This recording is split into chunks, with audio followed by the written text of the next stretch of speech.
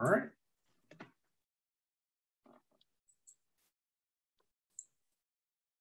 So we open up. Okay, great. So we could still in the chat. I mean, don't be shy. So webinar not streaming live. Blah blah. What's that? Okay. Streaming service.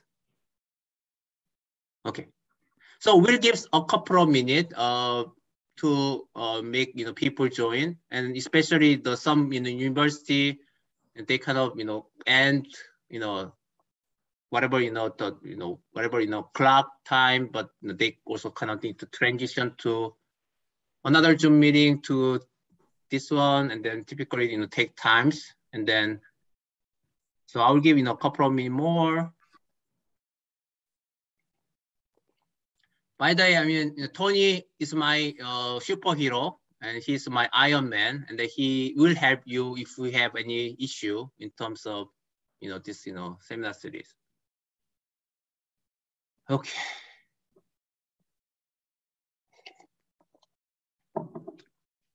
So as I said, I'm a little bit sleepy right now, so because I only sleep 3 hours today, and I probably take a nap afternoon after my lunch.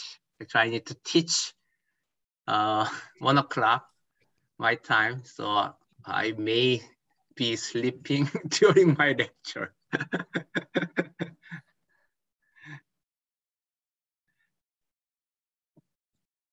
So Professor Paulsen, I mean, how weather is right now over there?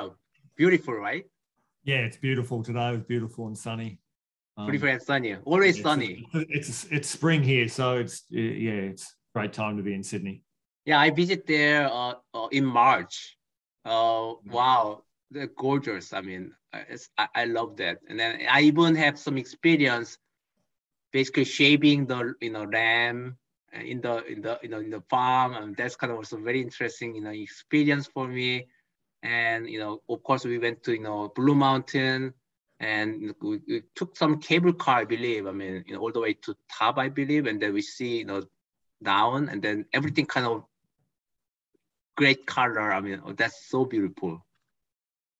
And then we also went to, I think, Warner Brothers amusement park. That's not in Sydney. Up on the Gold Coast. Right. So we went to the Warner Brothers, amusement park, because I'm a big fan of the movie, and I saw the Matrix movie, some museum type of thing there, and then it's beautiful, or a very funny kind of show there, and we took a picture with some guy, very funny guy over there, and then that's kind of amazing kind of experience for me. So I love it. I mean, Gold Coast. Cool.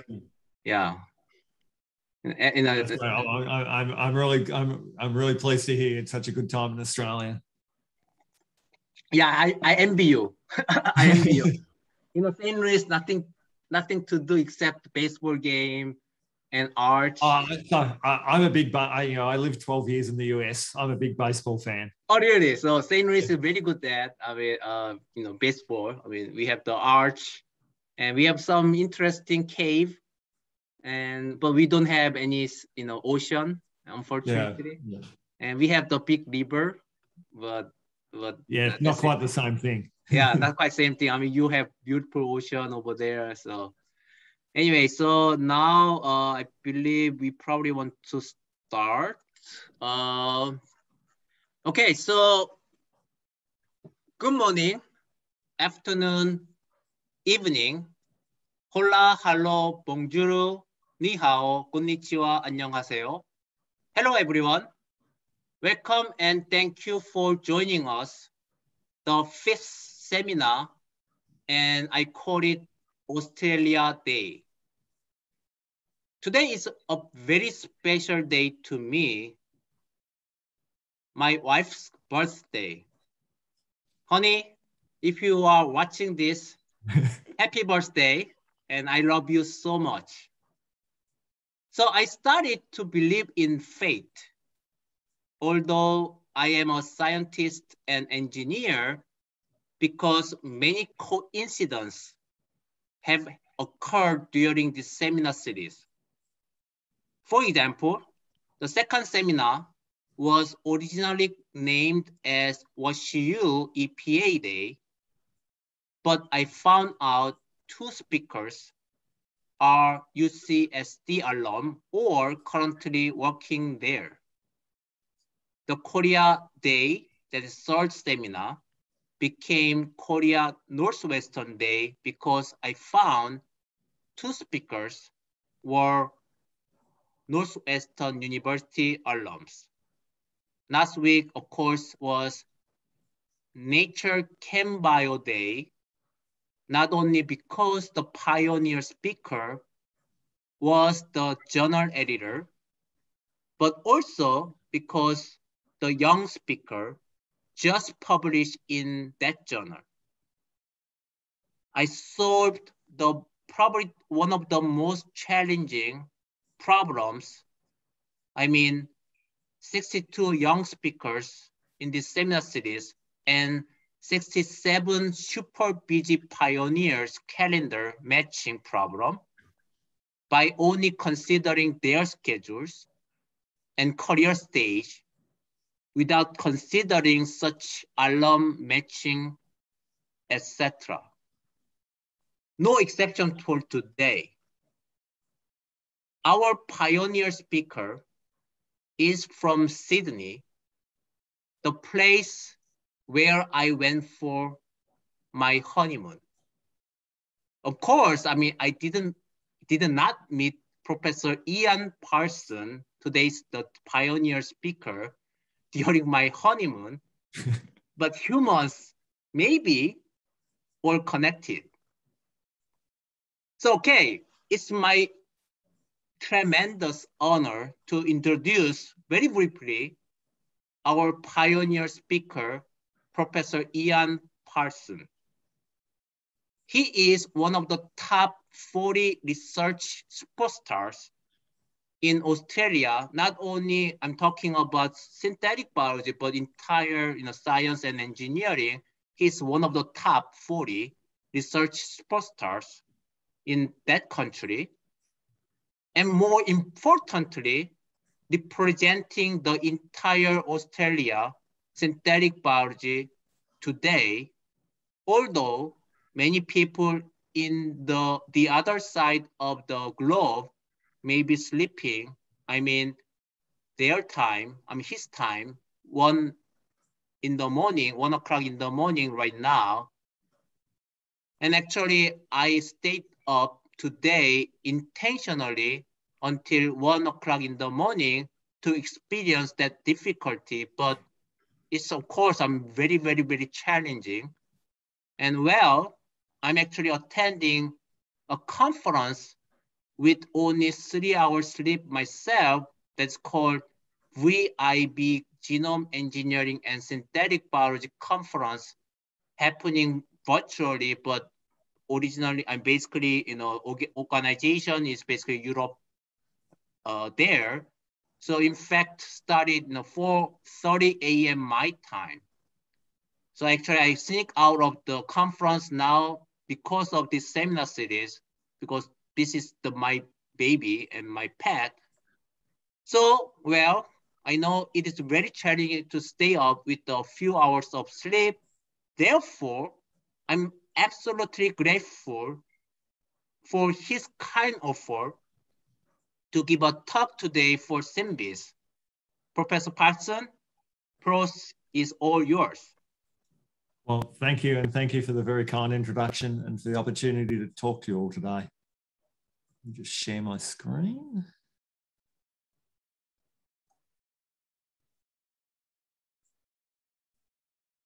So let me start by saying greetings from Australia. We have a very vibrant synthetic biology scene in Australia, and we're very excited that recently, just in the last, just this year, we've had a $50 million research centre, in the ARC Centre of Excellence in Synthetic Biology, funded in Australia, which I'm now director of.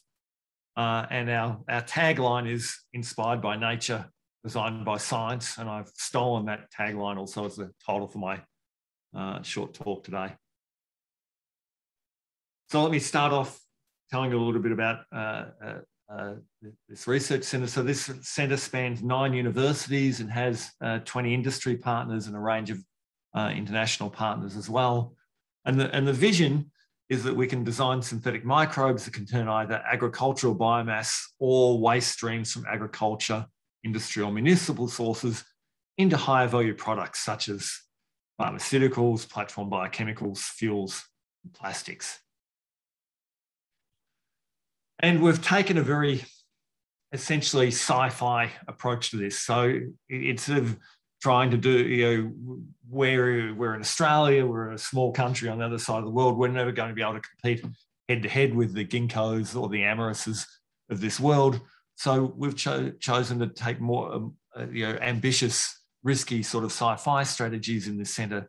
So our 3 themes are to try and develop synthetic microbial communities, to repurpose or build entirely new synthetic organelles. And our 3rd theme is neobiochemistry. We're trying to develop entirely new to nature enzymes and metabolic pathways. And because our centre's literally just started this year, and of course we're all coping with COVID, I'm not sure I have too many glorious success stories to tell yet, but let me spend my next few minutes with highlighting some of the recent work coming out of my group within the centre. So a lot of our synthetic biology work is focused on yeast, and you're probably all aware that yeast loves to eat sugars. Of course, we get sugar yeast is a great, industrial microbial cell factory, but it likes to eat sugar, which we get from, essentially from agriculture. So one of the things we've been trying to do is can we repurpose yeast to growing on waste streams? In this case, we're trying to engineer synthetic methylotrophy in the Saccharomyces cerevisiae. Can we make it eat methanol instead of sugars? And so we try, and this work was led by Tom Williams, along with an excellent PhD student, Monica Espinosa. And so they engineered 3 separate variants of methylotrophic pathways into yeast: a eukaryotic-like pathway, a bacterial-like pathway, and a hybrid pathway that combines features of both. And what we found is we could actually get both the bacterial and the hybrid pathway worked reasonably well in yeast. On solid media, we could get it to grow quite well on methanol. But when we tried to do it in liquid media, actually we had a lot of trouble for a while, which we didn't realize we weren't getting much methanol utilization above background. And eventually we worked out the problem actually is that Saccharomyces cerevisiae had a hitherto no one had noticed that it actually had a native ability to grow on methanol. And by using a multi-omics approach, we were able to work out that it had a eukaryotic-like methanol assimilation pathway, and we were able to improve that several-fold in terms of methanol utilization through adaptive laboratory evolution. And so we're now trying to further engineer and use ALE to improve both the native and the synthetic pathways there.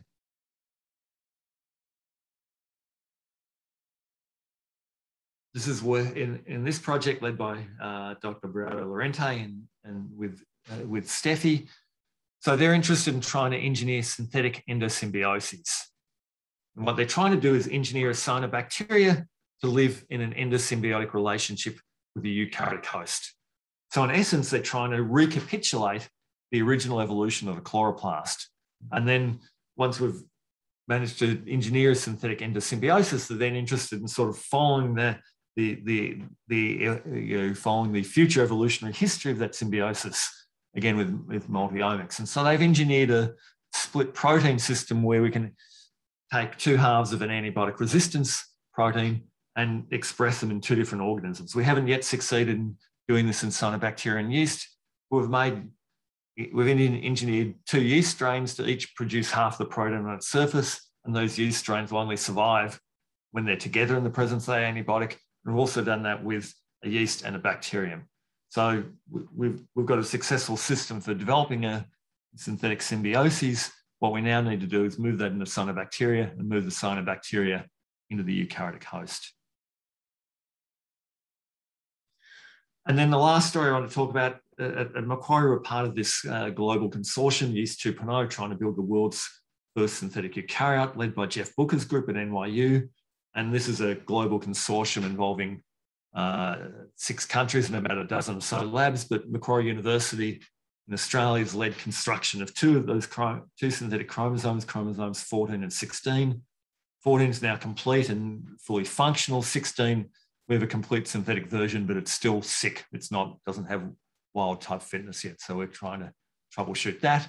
But now that we have a proven capacity to design and build at a chromosome scale, we're now using that to design entirely new synthetic chromosomes. And together with the Australian Wang Research Institute, we've built a pan-genome neochromosome, which is a bit of a mouthful to say.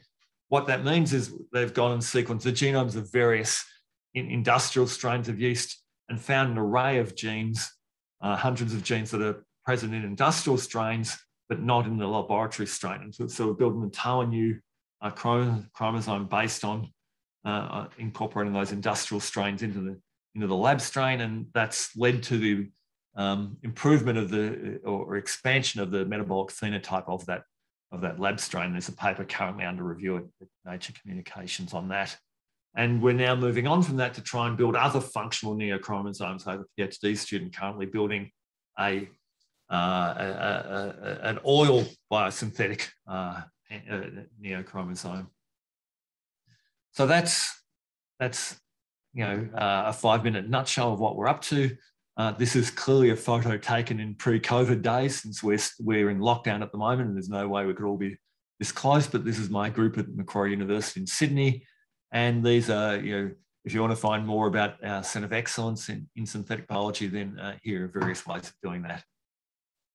Thanks for your time. Thank you so much. For your insightful talk. So exciting. Activities. In your center. So actually, I just wish I had more time to tell you, but sure. But we will. Lots of fun stuff going on down under. Sure. And I believe, today, this seminar series and event becomes truly a global one. So I'm so excited to hear about your center and then your activity and the other side of the globe. Okay, so now the main speaker of today with a little bit longer introduction. It's my great pleasure to introduce Dr. Wang. He is currently a research assistant professor in the Department of Chemical and Biomolecular Engineering at Vanderbilt University. He earned his bachelor's and master's degree in chemical engineering from Tsinghua University, and then earned his PhD in biological design from Arizona State University in 2014. From 14 to 19, he was a postdoctoral fellow and researcher at the National Renewable Energy Laboratory in Golden, Colorado, who has over 10 years of experience in metabolic engineering, synthetic biology, and algal research. Of course, that is related to, what he heard from the pioneer speakers talk. And his research results have been published in many journals, such as Nature Communication, Nature Plants, Metabolic Engineering, ACS Synthetic Biology, and Green Chemistry, and so on. Both current research efforts focus on metabolic engineering of photosynthetic microorganisms for converting CO2 to biofuels and commodity products. Bo, take it away. Floor is all yours. Thank you so much, Dr. Moon, for the nice introduction. I feel really thankful to Dr. Moon for setting up this seminar series. So I think it's really helped us a lot. Thank you so much.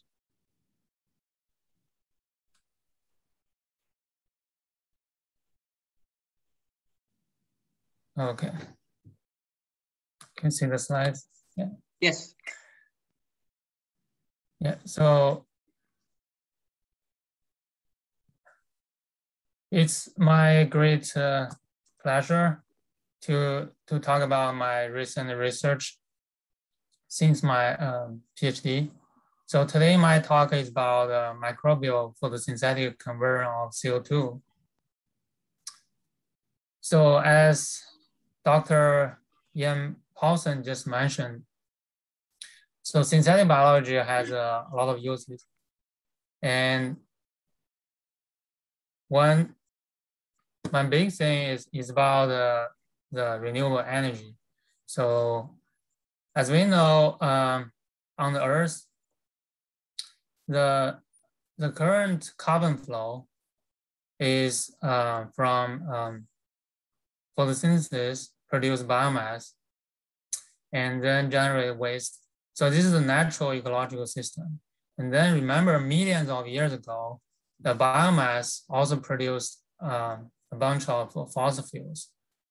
And this is the ecosystem has been balanced until recently. Human has used a lot of fossil fuel from underground. So this has greatly promoted the civilization of human society. But since we utilize so much fossil fuel, so the CO2 emission has caused significant severe environmental problems. Especially the CO2 emission has been greatly increased. So as an alternative approach, we want to consider directly convert renewable resources like biomass to useful products, like what Dr. Paulsen just mentioned. They are also doing great research for converting yeast to use these renewable resources. So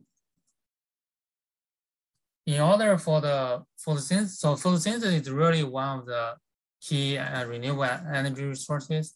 So I want to introduce a little bit of photosynthetic organisms. Photosynthetic organisms convert sunlight using photosystems, and then to produce biological energy currency, so ATP and NADPH. This currency molecule can support CO2 fixation, and then convert the CO2 into biomass or bioproducts. So if we want to utilize this photosynthetic capability of organisms, then we want to see, okay, which organism we want to use. So here it shows if we use soya, we can to produce as much energy to substitute the petroleum in the US, then we will need more than 3 times of the land area to grow this soya, so which is infeasible. But if we use algae or other photosynthetic microbes like cyanobacteria, then we will need less than 4%. So then now this one becomes more promising. So my focus is mostly on cyanobacteria, which is a photosynthetic microbe, prokaryotic instead of eukaryotic organism. So right now, a lot of products or chemicals have already been produced in genetically engineered cyanobacteria. Here, just give you some examples. So basically the green names indicate the products being synthesized in engineered cyanobacteria. So here I will briefly talk about a few or several examples I have been involved in: sucrose, switch-B, and ethylene. As we know, photosynthetic recycling of CO2 can be leveraged to produce building blocks for biodegradable plastics. So one reason is currently the plastic industry has been not very sustainable. As you can see, a lot of plastic waste has caused the environmental issues. And most of them are single-use plastic materials. So the current mode of plastic industry is actually to produce plastic from fossil fuels. The process itself, production process itself, emit a lot of CO2. And then the plastic products usually is non-degradable, biological degradable, so it will cause environmental problems. So a better design of our future direction would be to use renewable energy such as sunlight or some other wind renewable energy to convert the CO2 into renewable resources. And then we can produce biodegradable and biocompatible products such as plastics. Luckily, scientists have already found one kind of polymer plastics. It's called polyhydroxyalkanase, or PHA. So the PHA structure is here. By simply tuning the side chain length of this building block, scientists or researchers have been able to demonstrate comparable and some more properties comparable to the current plastics we are using. So besides, this polymer is also are also biodegradable and are also biocompatible. So that means it will be a huge market if this can be successfully produced economically. So I just found this article published in 2019. It says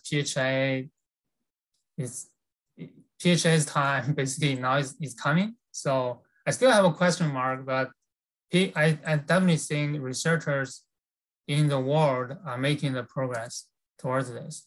So in my own research, I engineered one model cyanobacterial.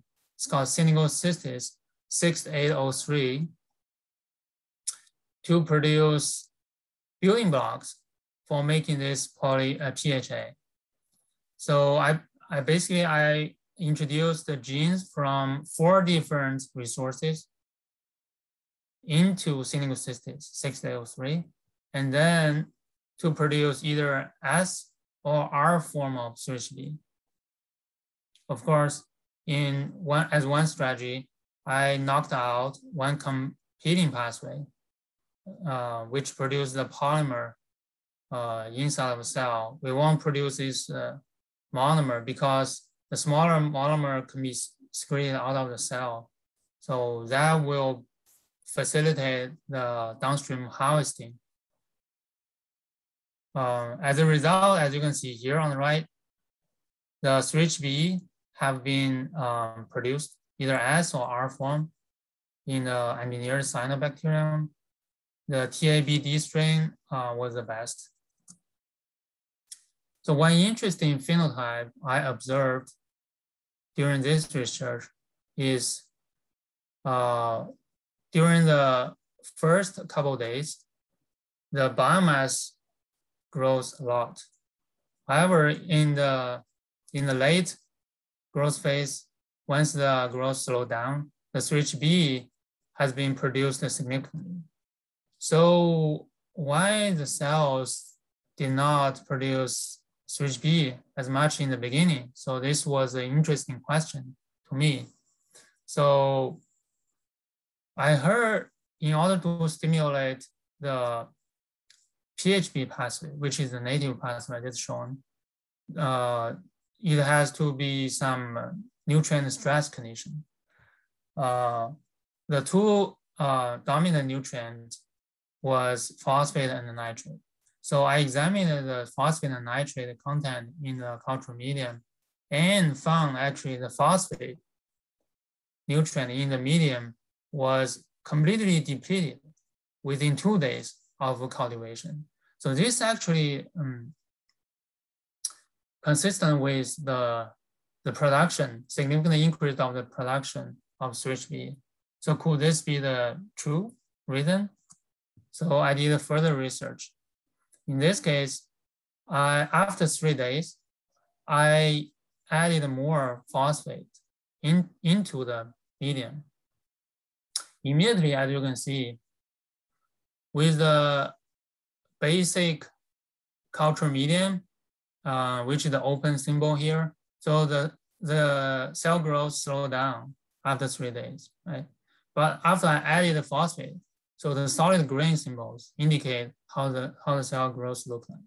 So definitely the growth rate got restored to a faster phenotype.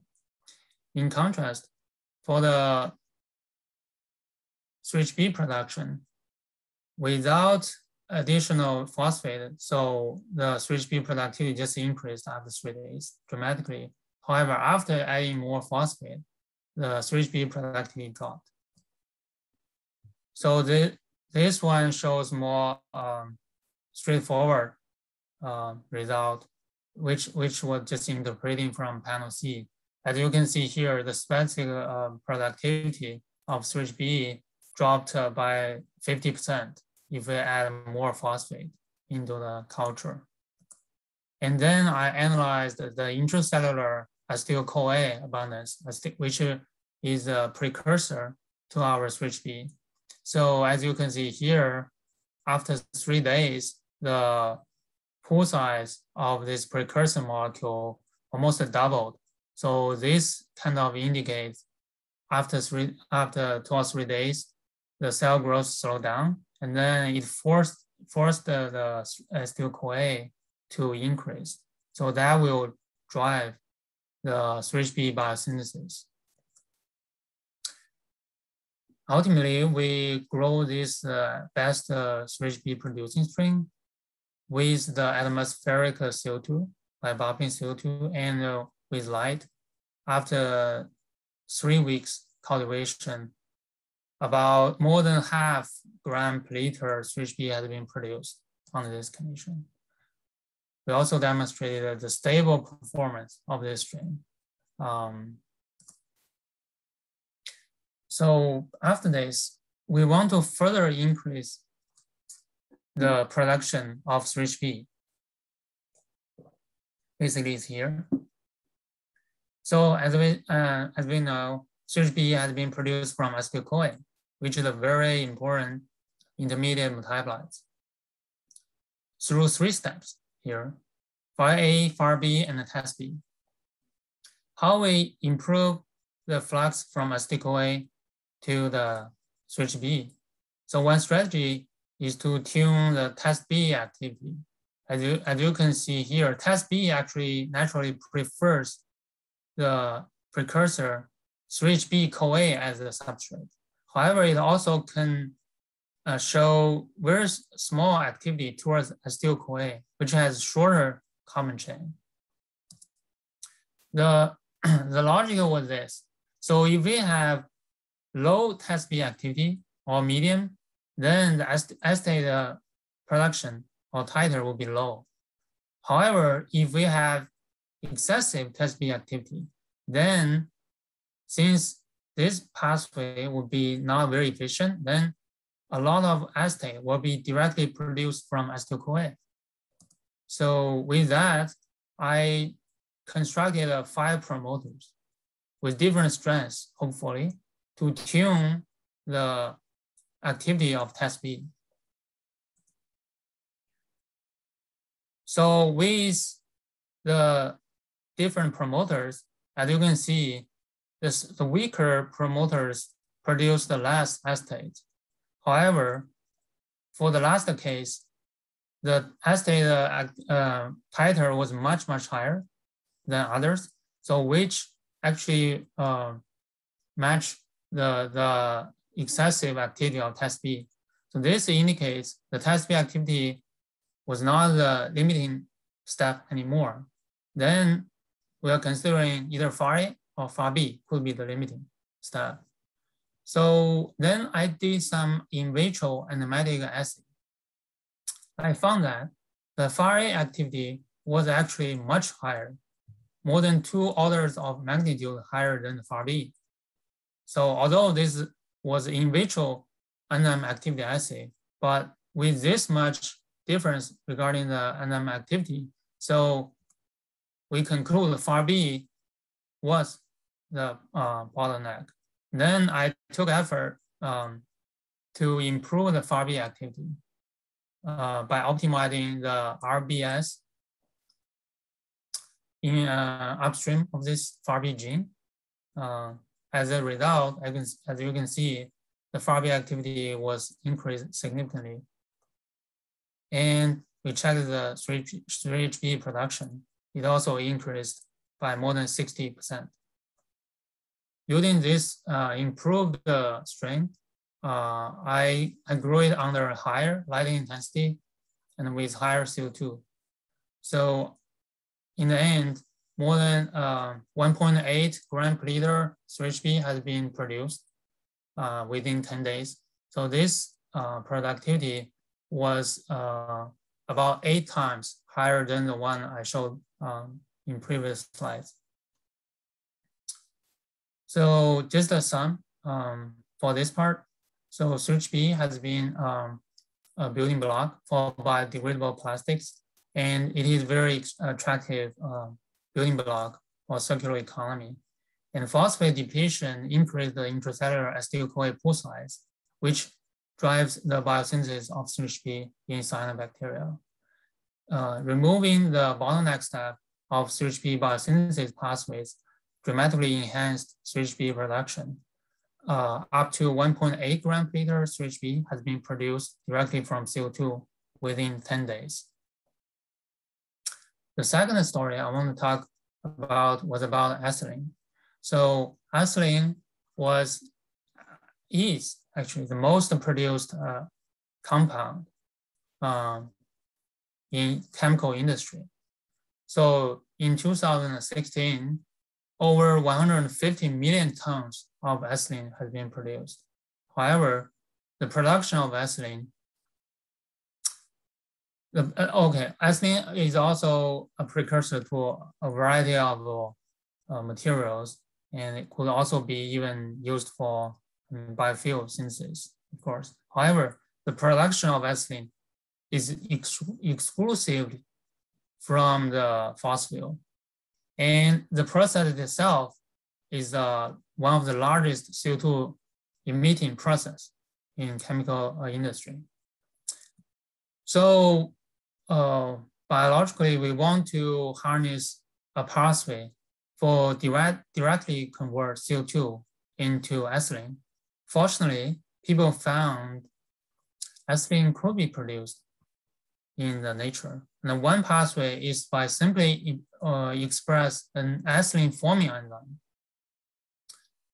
In here, in the Cyanobacterium SynBYSS, so this enzyme will convert alpha ketoglutarate towards ethylene production.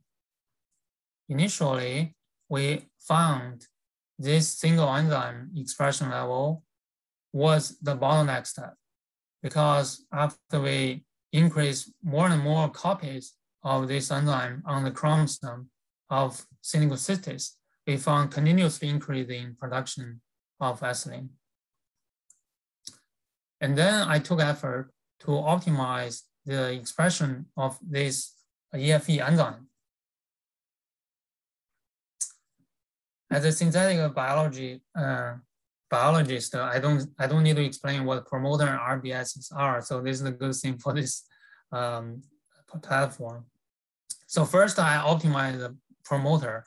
I took about 17 promoters and to compare them how these different promoters can affect the EFE expression. And then this is a starting promoter here. As you can see here, I was able to find stronger promoters to express the EFE. The second part was about optimizing the RBS. Now I fixed the promoter, and then I modify the RBS.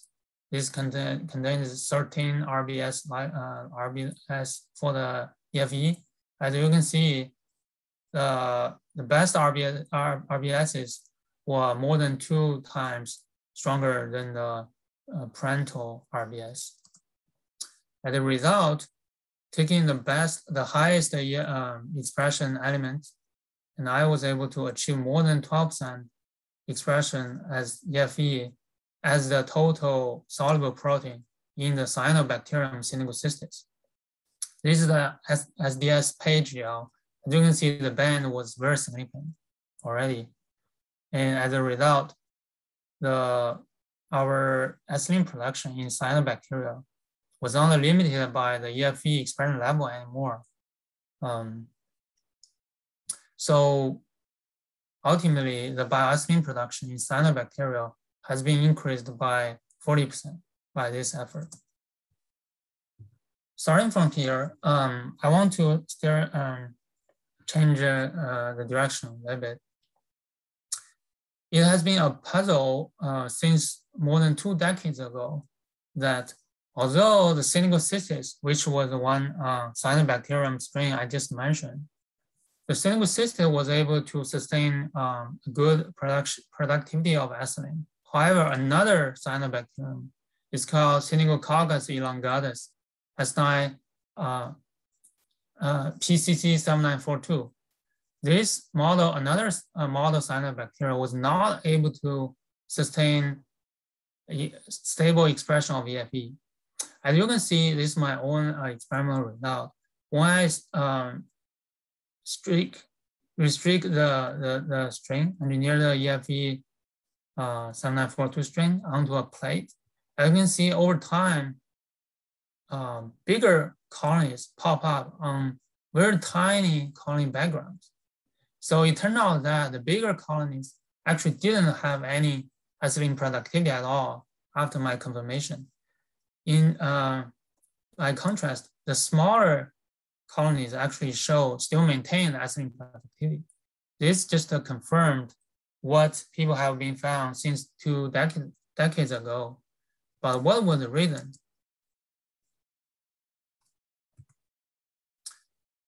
People don't know. We don't have good answer. And this panel B shows how the growth curve looks like once I inoculate the cells into the liquid culture. As you can see, for the bigger colonies, their growth always kind of faster. But for the smaller ones, initially they grow very slowly, and then they grow the second batch after I re-inoculate the culture. They grow faster, and then they grow faster and faster. Eventually, they reach the similar growth rate as the other bigger colonies. It turned out that the smaller colonies initially show the higher ethylene production. However, with different batches, the ethylene productivity almost completely abolished. Why this is happening? So then I took a look at the enzyme mechanism of this EFE enzyme. So the EFE enzyme reaction actually is more completed than we thought. People have found that this EFE not only catalyzes production of ethylene directly from alpha-ketoglutarate, but it also simultaneously converts arginine and AKG to guanidine and P5C and succinate. So the guanidine, so other metabolites have been common metabolites in cyano or other organisms, but the guanidine seems like it's kind of a rare compound. So people actually surprisingly didn't pay much attention to this guanidine. So what is happening to guanidine? And what happens in our engineered cyanobacterial strains? So I went back to the SynBYSS strain, which showed stable ethylene production. I I looked at how the guanidine accumulation looked like. Was it degraded or not? And I was able to actually identify significant accumulation of guanidine in this EFE expressing synbiosis, which was stable.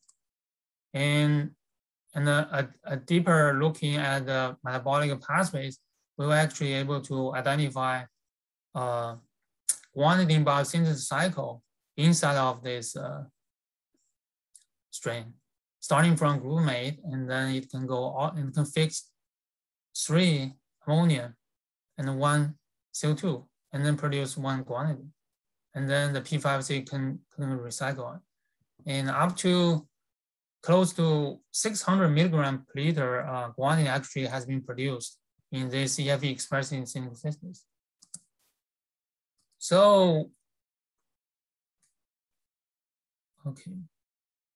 Then remember the 7942 strain, another cyanobacterial, was not able to tolerate the expression, stable expression of EFE. Could guanidine be like toxic to cyano at all? I conducted this experiment in which I removed all the nitrogen source in the medium. And I either without adding any nitrogen, or I add additional guanidine as a nitrogen source, because guanidine has 3 nitrogen in a molecule. So the plus indicator add additional guanidine. And also as a control, I heat killed the 6803 cyanobacteria, which is the synbiosis 6803. So, and I also added guanidine. And the last one, I added guanidine to the Synococcus 7942 strain. This strain has been unstable in expressing EFE. So adding guanidine, let's see what's happening. So of course, you can see the 6803 strain was able to actually show somehow growth of with the guanidine as the sole nitrogen source. As you can see, actually, the cell density grows over time. And the 7942 case, which is the green one, so actually cannot grow at all. And you can see it basically died over time. So looking at the guanidine concentration in the supernatant of the culture, I was able to find that the Synbiosis 6803 can degrade guanidine over time, but all other cases were not able to. Then what is the degrading enzyme? Which enzyme is degrading guanidine? So by conducting proteome analysis, one gene caught my eyeball. So we compared the proteome between the wild type 6803 strain versus the EFE expressing 6803 strain. So by comparison, we found the EFE definitely was much higher, actually, because in the wild type, there's no EFE at all. So the second highest, biggest difference actually came from this enzyme. It's called agmatinase, which is SLL1077 in this 6803 strain. So the function of this enzyme actually was predicted or annotated to be degrading agmatin. Agmatin structure is like this. It's a degradation product from arginine, but this enzyme can cleave the carbon and nitrogen bond of here. So produce 1 urea and then produce 1 putrescine. So since it also contains a guanidine group, I'll just get this hypothesis. So could it actually degrade guanidine also? Because it can also theoretically cleave the carbon and nitrogen bond from the guanidine. And searching literature, some bioinformatics study have already indicated that upstream of this SLL1077 gene in the genome of Synbiosis, actually already have been predicted that there's a guanidine ribo switch right upstream of this gene, which can be really similar to the reported guanidine ribo switch. So yeah, I mean, this seems like promising to test this hypothesis. And then I did that testing. So one straightforward testing strategy is to delete that gene to see after deletion if the strain still can show the same performance. So as you can see, the wild type without deletion, it can utilize guanidine and show some growth. However, if I delete this strain and still adding guanidine, you can see the difference between these two cases. And basically after deletion, the cell cannot efficiently utilize guanidine anymore. And then all the pigments has been degraded over time. Of course, the guanidine in the supernatant of the mutant strain without this gene didn't show any degradation of guanidine at all. Another strategy is to overexpress this strain, this enzyme in the synbiosis. I did some optimization of the expression, overexpression. As a result, the best expressed strain showed much higher degradation rate for guanidine also. And the degraded guanidine supported much better growth of the biomass. Eventually, I did a purification of this histag enzyme, and then incubated this purified enzyme in outside of the cell with guanidine. And then I was able to confirm by mass spec that the product urea has indeed been produced directly from this in vitro enzyme assay. And also, I confirmed that the other product was ammonium. So this was urea produced, ammonium produced, and guanidine degraded. So they were consistent. And then finally, we reached our conclusion. The guanidine was degraded by this enzyme. We call it guanidinase to produce urea and ammonium.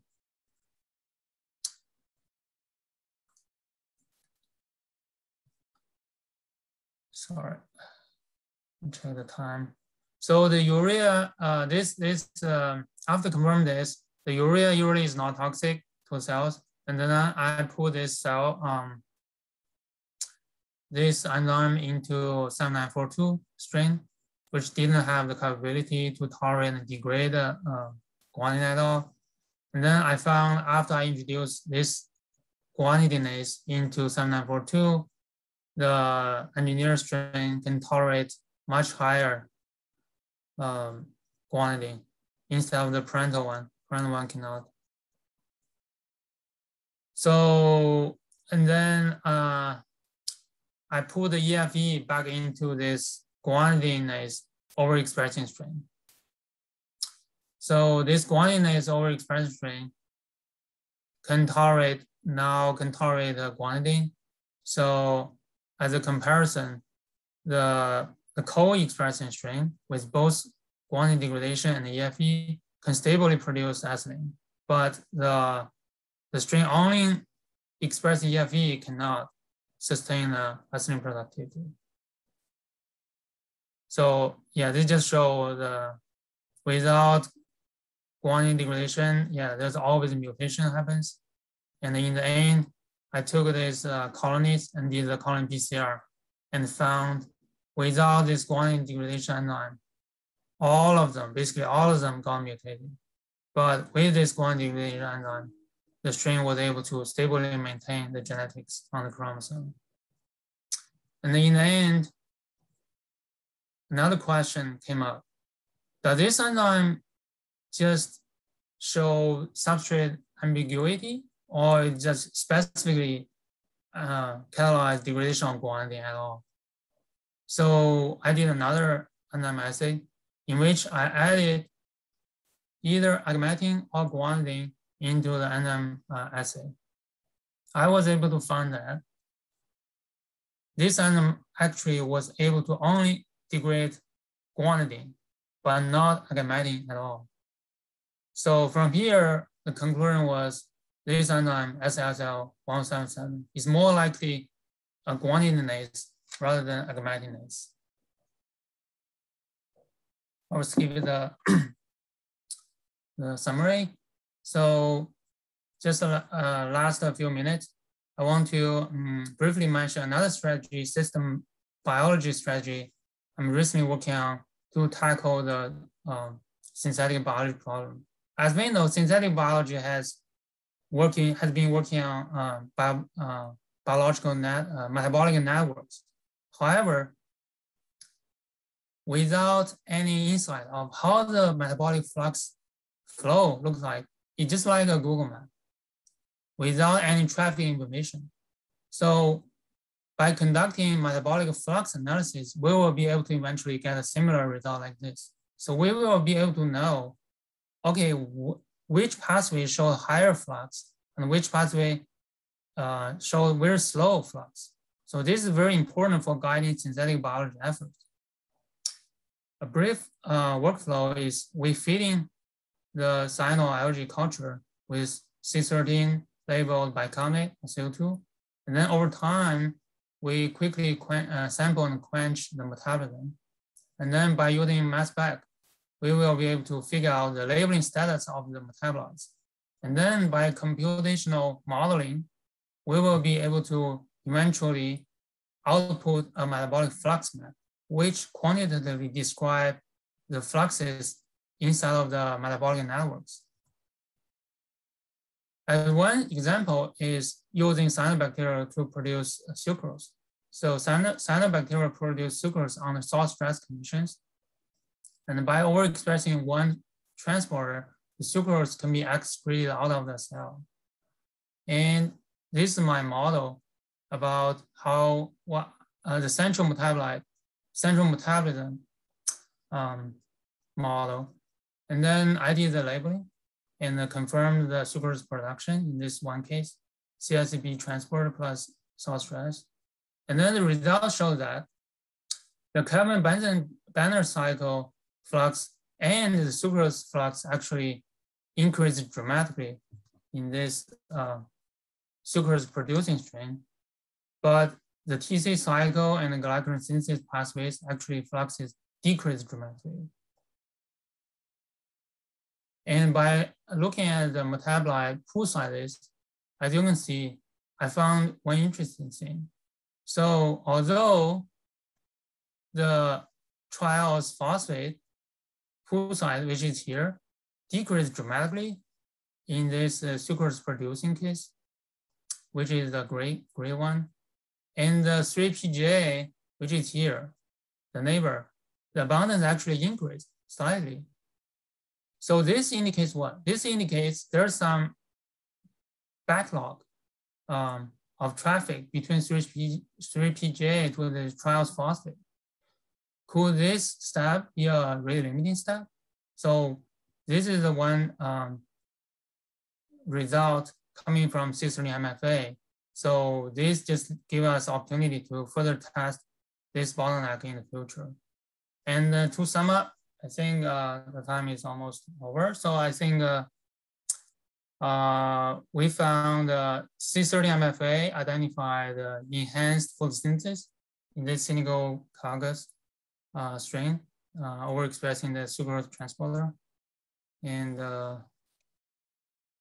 it will guide the future effort to test this debottleneck efforts in the future. So with that, I want to take any questions. Great, fantastic. Now we can see the depth of the topics of this seminar series from DNA storage device, wearable sensors, control theory, recorder, and today, of course, metabolic engineering. And I also, while waiting for question, I wanted to ask some question or comment. Also, very interesting coincidence again. And actually, I listened to one keynote talk by George Chen, of course, at Tsinghua University today, 5 o'clock in the morning, my time, and Bo is, of course, an alum of the same university. And Professor George Chen, of course, talk about PHA using another interesting strain. And I would say, wow, really we are all connected.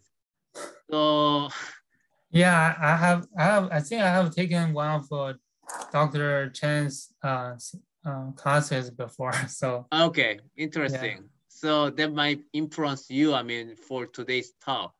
So any question from anyone? Otherwise, I will just quickly ask one question before we close. Anything from audience? Okay, in that case, I will ask question.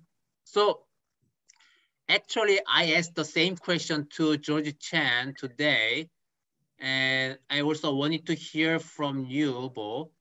The question is, the biodegradability may be misleading because it would take several months to years to break down PHA in the real environment if we do not have relevant enzymes or microbes in the contaminated sites.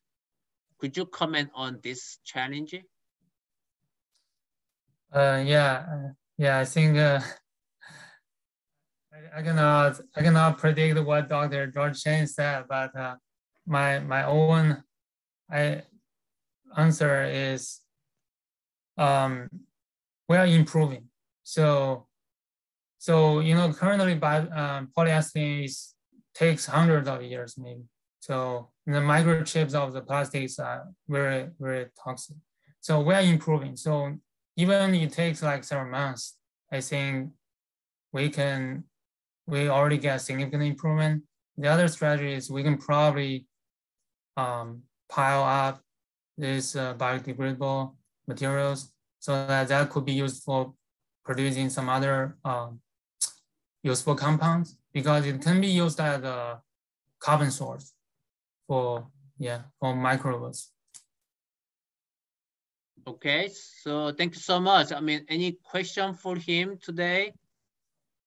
I guess everyone just kind of wanted to have lunch or go to class. So if you don't have any question, let me check one last time. Okay, so if not, thanks all for joining and staying today again. I saw one question in the chat. Okay, so we're chat. Thank you. So I actually looking for the other. Oh, we have two questions actually. Finally, so the question from Justin is 3-HB production scalability limited due to the 2D nature of sunlight on a planar surface? That's a very classic question. So you are right. So I think this is the common problem for the photosynthetic organisms or for alcohol industry. So we need light. So the photosynthetic organism need light. So whenever talking about this, so it always needs like two-dimensional like a problem. However, I'm thinking this. So why we are still studying this? As I mentioned at the very beginning, it's up to depends on what we are comparing to, right? If we're comparing to the heterotrophs, they are emitting CO2, they can consume sugar, then yeah, the productivity is much slower. However, if we are comparing to plants, right, to the agriculture, to the crops, then the cyanobacterial grows much faster, right? So yeah, this is a good question because it has been engineering problem mostly for engineers for a long time, and we definitely need more advancement in order to make this technology economically more feasible in the future. Okay, I also see another question in the Q&A from, I think, Dr. Goswami. How does particular enzyme activity affect a particular pathway? Particular enzyme affect the particular pathway. And I'm not fully understanding the question, but as we know, the pathway is made from a group of enzymes. So in order to make a pathway very efficient, we have to make sure there's no limiting steps. So that means we have to make sure each of the enzyme has a good enzyme activity. So this is a reiterative process. So when we try to debottleneck of a pathway, at one stage, we will find one or two bottlenecks. After we solve that bottleneck, then the next bottleneck came up again. And eventually, this pathway may not be limited at all anymore, like the EFE case. The EFE pathway is simply just one enzyme, right? But once the EFE reaction, EFE enzyme activity has been boosted so high, then the next limiting step would be upstream enzymatic steps. Yeah. Okay, thank you. There are one more question here from Jinjin Diao. It seems like that the cyanobacteria are not stable for the expression of enzymes, especially for the production of chemicals we are interested in. What type of, what kind of, general things do you think we can do to enhance the stability of cyanobacterial chassis? Like I said, the stability problem could be due to multiple reasons. As I mentioned in my talk, for the EFE case, the stability could be due to byproduct toxicity, so guanidine toxicity. So in a lot of studies, it might not be just the byproduct. Actually, it's the main product toxicity. So a lot of this happens to like biofuel precursors, I don't know. So I think that could be a totally different research area, which I'm not an expert, but I think we can potentially, from my humble idea, I think we can potentially identify transporters which can effectively transport this toxic compound outside of the cell. And we can also use some other strategy, like people have been using organic layers, a solvent to put on top of the cyanobacterial culture, so that any toxic organic matters can be immediately removed by the organic solvent instead of like the toxicity exposed to the cells. So in this way, it might be a strategy. But yeah, again, there are a lot of strategies for improving that. So here I can just say what I can imagine. Sure. Okay, so I guess, we now already passed the 8 minutes. So we kind of continue the discussion. The another session. The Zoom link is actually already there. So thanks all for joining and staying today. Again, although another SynBio conference actually occurring right now, and they are talking about CRISPR, blah blah blah. And next week we will have Professor Paul Weiss, an editor-in-chief at ACS Nano, and because originally from India, so probably another new topic pioneer and global community rising star. So see you all next week, the same time, and the follow-up Zoom chat will occur via the link I already set in the chat box. So see you soon, and we'll be there in a minute. Thank you all.